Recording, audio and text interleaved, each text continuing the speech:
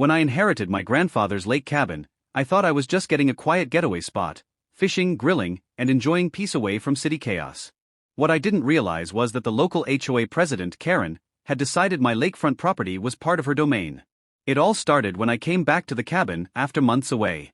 I found new mailboxes installed at the entrance and a shiny HOA Lake Estates sign right next to my gate. The weird part? My land had never been part of any HOA. It was registered privately for decades. I walked down to the office the next morning and asked what was going on. The clerk looked nervous and said, I think the HOA annexed your road into their community last month. I lauk het out lut. You can't just annex private land. But Karen could, or at least, she thought she could. A few hours later, she showed up at my door, clipboard in hand, sunglasses glinting like she was about to deliver divine law. Hello. I'm Karen, president of Lakeview HOA, she said. We've decided to include your property under our protection. There's a $2,000 membership initiation fee, and your monthly dues will be $350. I blinked. Protection from what, exactly? She smiled sweetly. From unapproved structures, unsightly landscaping, and unregistered guests. For example, this cabin of yours, she gestured at the hand-built porch my grandfather made in the 1960s, doesn't comply with modern HOA aesthetic standards. I told her politely that my land wasn't part of her HOA, and never would be.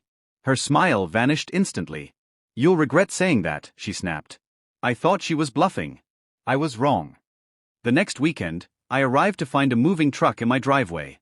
My cabin door was unlocked. Inside, there were boxes labeled with someone else's name.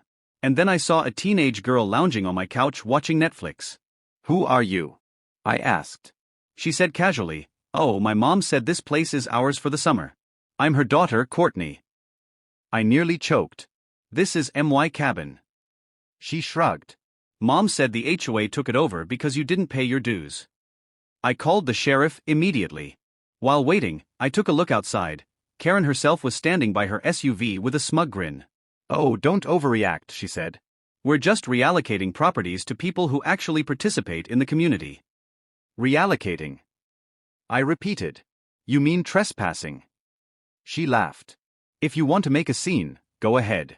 But it's your word against the HOA. Bad luck for her. My word carried a bit more weight. I'm a land use attorney. When the sheriff arrived, I showed him my deed, tax receipts, and security camera footage of her unlocking the gate with bolt cutters. He looked from me to Karen and said, "Ma'am, I'd recommend you step back right now." Karen doubled down. You don't understand. My company manages this entire area. He's not even a resident. The sheriff radioed dispatch and ran her name. Turned out her company wasn't even properly licensed to operate in the county anymore. Their business registration had expired 2 years prior. I didn't say a word. I just smiled. The sheriff ordered her and her daughter off my property. She screamed that I was ruining the community spirit. 2 days later, I had a licensed contractor install an 8-foot steel gate at the start of my private road. The funny thing? The only access route to Karen's management company storage lot was through my driveway. Once my new fence went up, her employees couldn't reach their trucks or their materials. She showed up furious, waving papers and shouting, "You're blocking access to company property." I calmly replied, "No, you're blocking access through my property. Call your lawyer, or better yet, your new landlord."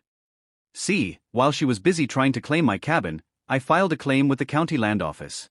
Turns out, her company lot was technically a portion of my family's original parcel that had been left.